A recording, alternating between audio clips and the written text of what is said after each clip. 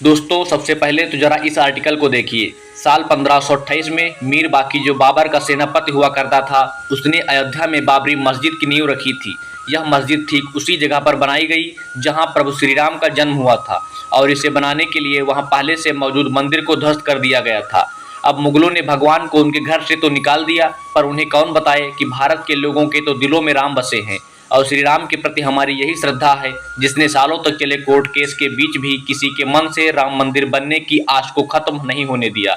अब करीब 500 सालों के इंतजार के बाद 22 जनवरी 2019 में सनातन की जीत हुई और 22 जनवरी 2024 के दिन रामलला टेंट से निकलकर एक बार फिर से मंदिर में निवास करने जा रहे हैं। पॉसिबल है कि जब आप यह वीडियो देख रहे हों उस समय तक राम मंदिर प्राण प्रतिष्ठा समारोह पूरा हो चुका हो, लेकिन अगर आप अपने धर्म के प्रति वफादार हैं तो फिर बाबरी मस्जिद के निर्माण से लेकर फिर से राम मंदिर बनने तक के इस सफ़र को आपको ज़रूर जानना चाहिए। तो दोस्तों साल 1526 में मुगल साम्राज्य शुरू होने के महज 2 साल बाद ही यानी 1528 में बाबर के कहने पर उसके सेनापति मीर बाकी ने अयोध्या में राम मंदिर को तोड़वा दिया और उसकी जगह पर एक मस्जिद बनवाई जिसका नाम बाबर के सम्मान में बाबरी मस्जिद रखा गया। अब मुगल काल में सिर्फ अयोध्या का राम मंदिर ही नहीं बल्कि हजारों मंदिर तोड़े गए थे जिनके सबूत आज भी हमें देश के कोने कोने में देखने को मिल जाते हैं। पर उस टाइम बाबर ने विरोध की हर आवाज़ को दबा दी और हिंदुओं को उनके ही देश में उन्हीं के भगवान से दूर रखा गया। इस कहानी में ट्विस्ट उस समय आया जब साल 1813 के आसपास फैजाबाद के ब्रिटिश ऑफिसर ने एक रिपोर्ट तैयार की जिसमें उन्होंने मस्जिद के अंदर हिंदू मंदिर जैसी कलाकृतियां मिलने का जिक्र किया था। और दोस्तों इस रिपोर्ट के सामने आने के बाद ही पहली बार हिंदू संगठनों ने दावा किया कि बाबर ने साल 1528 में राम मंदिर तोड़वाकर मस्जिद बनाई थी। इस तरह के दावे सामने आने के बाद हिंदू और मुसलमानों के बीच नफरत की आग जलने लगी और साल 1853 में अवध के नवाब वाजिद अली शाह के समय पहली बार अयोध्या में सांप्रदायिक हिंसा भड़क उठी। हालांकि इसके बाद भी हिंदू और मुस्लिम एक ही जगह पर पूजा और नमाज अदा किया करते थे। पूजा और नमाज एक ही जगह पर, आप सोच रहे हैं ना कि आखिर कैसे? तो चलिए इसकी भी स्टोरी को हम आपको बताते चलते हैं। एक्चुअली 1717 यानी कि बाबरी मस्जिद बनने के 190 साल के बाद जयपुर के राजा जय सिंह द्वितीय वहां पहले शख्स थे जिन्होंने मस्जिद और उसके आसपास की ज़मीन को हासिल करने की कोशिश की थी जिससे कि वहां पर एक बार फिर से राम मंदिर बनवा पाएँ। लेकिन लाख कोशिशों के बाद भी राजा जय सिंह द्वितीय को कोई कामयाबी नहीं मिलती है, जिसके बाद वह मस्जिद के पास एक चबूतरा बनवाते हैं और उस चबूतरे का नाम राम चबूतरा रखते हैं ताकि प्रभु श्री राम में आस्था रखने वाले लोग उस चबूतरे की पूजा कर सके। अब जब साल 1855 में हिंदुओं को आंतरिक परिसर में जाने पर रोक लगा दी गई जहां मुस्लिम नमाज अदा करते थे, तब हिंदू मस्जिद के बाहर बने इसी राम चबूतरे पर ही पूजा किया करते थे। यह चबूतरा विवादित ढांचे के मुख्य गुंबद से 150 फीट दूर बनाया गया था। इसके बाद आगे चलकर 1859 ब्रिटिश सरकार ने इस विवादित जगह को तार से डिवाइड करवा दिया ताकि हिंदू और मुस्लिम शांति के साथ अलग अलग पूजा और नमाज अदा कर सके। अब दोस्तों साल 1859 में हुई इस घटना के करीब 26 साल बाद यानी 1885 में राम जन्मभूमि की यह लड़ाई अदालत पहुंची जहां निर्मोही अखाड़े के महंत रघुवर दास ने फैजाबाद के न्यायालय में बाबरी ढांचे के बाहरी आंगन में स्थित राम चबूतरा पर बनी अस्थायी मंदिर को पक्का बनाने और छत डालने की मांग की, जिस पर जज ने यह फैसला सुनाया कि वहां हिंदुओं को पूजा अर्चना करने का तो अधिकार है लेकिन वहां पर मंदिर को पक्का बनाने और छत डालने की अनुमति नहीं दी। हालांकि इसके कुछ दशक के बाद यानी 1934 में अयोध्या में एक बार फिर से दंगे होते हैं जिसमें बाबरी मस्जिद का कुछ हिस्सा टूट जाता है। हालांकि बाद में इस हिस्से को रिपेयर करवा दिया जाता है, लेकिन यह घटना होने के बाद से यहाँ नमाज बंद हो जाती है। और दोस्तों ध्यान दीजिएगा, यह वह समय था जब देश पर अंग्रेजों का राज हुआ करता था, लेकिन इसके बावजूद देश की जनता बाबरी मस्जिद बनने के 400 साल बाद भी अपने प्रभु के जन्मस्थली को पाने की लड़ाई लड़ रही थी। उस समय ना तो हमारी अपनी खुद की सरकार थी और ना ही मीडिया को इतनी आज़ादी थी कि वह इन मुद्दों को देश के हर नागरिक के सामने ला सके।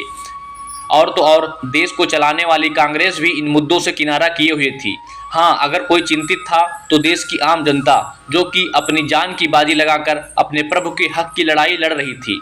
इसी तरह से समय बीतता जाता है और साल 1947 आता है जब देश को सालों की गुलामी के बाद अंग्रेजों से आज़ादी मिली थी। आज़ादी के साथ ही लोगों को यह उम्मीदें भी बढ़ जाती हैं कि अब तो राम मंदिर बनकर ही रहेगा। लेकिन उस समय की स्थिति तो कुछ और ही बयां कर रही थी। कांग्रेस का कोई भी बड़ा नेता इस मुद्दे पर बात करना तो बहुत की दूर की बात है, उन्होंने तो इस मुद्दे को लेकर सीधे अपने हाथ ही खड़े कर दिए थे। और दोस्तों फिर पॉलिटिकल सपोर्ट न मिलने के बाद शुरू होता है असली विवाद। 23 दिसंबर 1949 की सुबह अचानक से चारों तरफ यह बात फैल जाती है कि विवादित ढांचे के अंदर भगवान श्री राम की मूर्तियां पाई गई हैं। हिंदू पक्ष यह दावा करने लगते हैं कि जब बीती रात भगवान श्री राम प्रकट हुए हैं, जबकि मुस्लिम पक्ष यह आरोप लगाते हैं कि किसी ने रात के अंधेरे में चुपचाप वहां पर मूर्तियां रख दी हैं।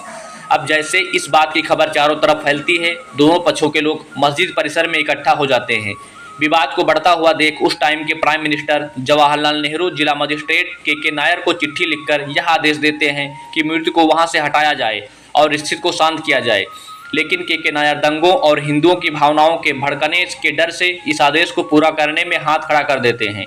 के नायर प्राइम मिनिस्टर नेहरू जी को जवाब में लिखते हैं कि अगर मंदिर से मूर्तियां हटाई गई तो इससे हालात बिगड़ जाएंगे और हिंसा भी बढ़ सकती है। लेकिन दोस्तों जब यह पत्र नेहरू जी तक पहुंचता है तब वह नायर जी के खत के जवाब में एक और खत लिखते हैं और फिर वह वापस से मूर्ति हटवाने की बात कहते हैं। लेकिन के नायर इस बार भी अपने हाथ पीछे खींच लेते हैं और मूर्ति के हटाने से साफ इनकार कर देते हैं। इस घटना के 7 दिन बाद ही फैजाबाद कोर्ट के द्वारा बाबरी मस्जिद को विवादित भूमि घोषित करके इसे मुख्य दरवाजे पर ताला लगा दिया जाता है। इसके बाद से 1950 में फैजाबाद सिविल कोर्ट में 2 अर्जी दाखिल की गई, जिसमें एक में रामलला की पूजा की इजाज़त और दूसरे में विवादित ढांचे में भगवान राम की मूर्ति रखने की इजाज़त मांगी गई। हालांकि 9 साल के बाद तीसरी अर्जी भी 1959 में दाखिल हुई, जिसमें निर्मोही अखाड़ा ने विवादित जगह पर मालिकाना हक जताया था। लेकिन फिर इस अर्जी के 2 साल बाद यानी 1961 में सुन्नी वक्फ बोर्ड ने भी कोर्ट में अर्जी लगाई और मस्जिद व आसपास की ज़मीन पर अपना हक जताया। यह क्रम लगातार चलता रहा। कभी हिंदू पक्ष तो कभी मुस्लिम पक्ष विवादित जमीन को अपने अधिकार में लेने के लिए तरह तरह के दावे करते रहे। लेकिन इसके बाद 1980 में बीजेपी के गठन के बाद पार्टी ने खुलकर राम मंदिर आंदोलन का मोर्चा संभाला। वहीं दूसरी तरफ राष्ट्रीय स्वयंसेवक संघ और विश्व हिंदू परिषद ने भी राम मंदिर की लड़ाई को तेज कर दिया था। राम जन्मभूमि को आज़ाद करवाने और उस पर लगा ताला खुलवाने के लिए 24 सितंबर 1984 को बिहार के सीतामढ़ी से राम जानकी रथ यात्रा शुरू हुई, जिसमें हजारों लोग इस यात्रा के साथ जुड़े। 7 अक्टूबर 1984 को यह यात्रा अयोध्या पहुंची, जहां सरजू नदी के तट पर लाखों लोग इकट्ठा हुए। वहां पर अयोध्या में भव्य राम मंदिर का संकल्प लिया गया और फिर यात्रा लखनऊ होते हुए दिल्ली के निकल गई। एक्चुअली इस यात्रा में 31 अक्टूबर 1984 को दिल्ली के विज्ञान भवन में संतों को जुटना था और यही इस यात्रा का समापन भी होना था। लेकिन उसी दिन सुबह सुबह प्राइम मिनिस्टर इंदिरा गांधी की हत्या हो गई और रथ यात्रा को बीच में ही खत्म करना पड़ा। इसके बाद आता है साल 1985 का, जब राम मंदिर की लड़ाई को एक नई दिशा मिलती है। एक्चुअली इसी साल शाहबानो नाम की एक मुस्लिम महिला अपने पति से तलाक मिलने के बाद गुजारा भत्ता के लिए कोर्ट पहुंचती है, जहां कोर्ट उसके पक्ष में ही फैसला सुना देती है। अब इस फैसले से मुस्लिम समुदाय नाराज हो जाता है और दोस्तों इस कम्युनिटी के लोगों की नाराजगी को दूर करने के लिए उस टाइम के प्राइम मिनिस्टर राजीव गांधी 1986 में संसद में कानून बनाकर सुप्रीम कोर्ट के फैसले को ही पलट देते हैं। असल में राजीव गांधी 1979 के इलेक्शन के लिए यह सब कुछ कर रहे थे ताकि उन्हें मुस्लिम समुदाय के लोगों से भी वोट मिल सके। हालांकि राजीव गांधी के इस शर्मनाक कदम से हिंदुओं से नाराज होकर उन पर मुस्लिम कम्युनिटी को खुश करने का आरोप लगाते हैं, जिसके बाद इस डैमेज को कंट्रोल करने के लिए राजीव गांधी एक और ऐतिहासिक भूल करते हैं और यह भूल होती है हिंदुओं की मांग को मानने की, जिसके लिए वह 1986 में ही 37 सालों से बंद अयोध्या के विवादित बाबरी ढांचे का ताला खुलवा देते हैं, जिससे कि वहां पर फिर से पूजा अर्चना शुरू हो जाती है। अब देखिए फिर से यहाँ मुस्लिम कम्युनिटी राजीव गांधी के इस फैसले से नाराज हो जाती है और 6 फरवरी 1986 को बाबरी मस्जिद एक्शन कमेटी का गठन किया जाता है। अब इसके बाद से आता है 1990 का साल, जब 25 सितंबर को लाल कृष्ण आडवाणी राम मंदिर के इस आंदोलन को बीजेपी का आंदोलन बताते हुए सोमनाथ से अयोध्या के लिए 10,000 किलोमीटर की रथ यात्रा निकालते हैं। और दोस्तों इस रथ यात्रा के दौरान बिहार में लाल कृष्ण आडवाणी का रथ रोकते हुए उन्हें गिरफ्तार कर लिया जाता है और रथ यात्रा पर यहीं पर रोक लगा दी जाती है। लेकिन असल में जिस दिन यह यात्रा खत्म होनी थी यानी कि 30 अक्टूबर 1990 को हजारों कार सेवक अयोध्या में जमा हो जाते हैं।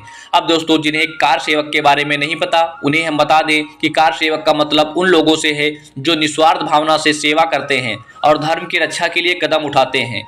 अब दोस्तों 30 अक्टूबर को भी कार सेवकों ने यही किया। वह अयोध्या में विवादित ढांचे पर झंडा फहरा देते हैं। हालांकि पुलिस कार सेवकों को रोकने को बहुत कोशिश करती है, इवन कर्फ्यू भी लगा दिया जाता है, लेकिन जब इससे कोई फायदा नहीं होता तब भीड़ पर काबू पाने के लिए उस समय यूपी के मुख्यमंत्री रहे मुलायम सिंह यादव कार सेवकों पर गोली चलाने का आदेश दे देते हैं, जिससे कि कई सारे कार सेवक मारे जाते हैं। दावा किया जाता है कि पुलिस की इस गोलाबारी में 55 राम भक्त मारे गए थे, जबकि यूपी पुलिस 17 कार सेवकों के मारे जाने की ही बात को मानती है। इसके बाद आता है 6 दिसंबर 1992 की तारीख। उस समय पीवी नरसिम्हा राव देश के प्राइम मिनिस्टर थे और कल्याण सिंह यूपी के मुख्यमंत्री। इसी दिन 2 लाख कार सेवक विवादित ढांचे के पास इकट्ठा हो जाते हैं। और दोस्तों, कहा जाता है कि कार सेवकों के अयोध्या पहुंचने से पहले ही कल्याण सिंह कोर्ट को यह भरोसा दिला चुके थे कि वह विवादित ढांचे को किसी भी तरह का कोई नुकसान नहीं होने देंगे। साथ ही यह भी खबर मिलती है कि कल्याण सिंह ने पुलिस को यह आदेश दिया हुआ था कि चाहे कुछ भी हो जाए वह भीड़ पर गोली नहीं चलाएंगे।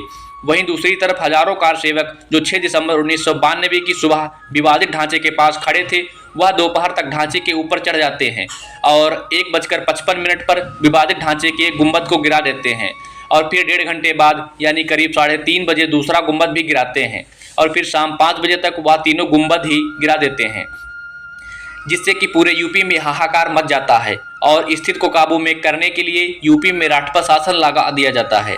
ढांचा गिराए जाने के कुछ घंटे के बाद से ही कल्याण सिंह जी यूपी के मुख्यमंत्री पद से इस्तीफा दे देते हैं, लेकिन उस टाइम उन्हें देखकर ऐसा लग रहा था कि इस बात का उन्हें कोई मलाल ही नहीं है। और दोस्तों, इस बात को उन्होंने 2019 में खुद स्वीकार किया था, क्योंकि जब सुप्रीम कोर्ट से राम मंदिर पर फैसला आया तब एक न्यूज़ चैनल से बात करते हुए कल्याण सिंह ने कहा था कि ढांचा ढाहे जाने का मलाल ना तो तब था और ना अब है। राम मंदिर बनने के फैसले से मैं इतना खुश हूँ कि अब मैं चैन से मर पाऊंगा। खैर, 1992 की घटना के बाद भी अलग अलग जगह पर कई बार दंगे हुए, जिसमें बहुत सारे लोग मारे गए, लेकिन इसके बावजूद कोर्ट में शांति छाई रही। लेकिन 90 के दशक में जब वापस से बीजेपी की सरकार बनी तब एक बार फिर से देश में राम मंदिर की लड़ाई तेज हो गई। बीजेपी ने 1999, 2004 और फिर आगे जितने भी चुनाव हुए उसमें राम मंदिर को अपने घोषणा पत्र में शामिल किया और इस दौरान एक लंबी कानूनी लड़ाई भी लड़ी। और दोस्तों, आखिरकार हमें जीत मिल ही गई। 9 नवंबर 2019 को सुप्रीम कोर्ट एक ट्रस्ट बनाकर विवादित स्थल पर राम मंदिर को बनाने की अनुमति दे देती है और साथ ही वह मस्जिद के लिए भी एक वैकल्पिक जमीन देने का आदेश देती है, जिसके बाद से 5 फरवरी 2020 को ट्रस्ट का गठन किया जाता है और फिर राम मंदिर का निर्माण कार्य शुरू हो जाता है। तो दोस्तों, 1528 में बाबर के कहने पर राम मंदिर को गिराकर उसकी जगह पर बाबरी मस्जिद को खड़ा किया गया था, लेकिन अब 492 साल के बाद उसी जगह पर ही श्री राम मंदिर का निर्माण हो रहा है, जो कि हर एक हिंदुस्तानी के लिए गर्व की बात है।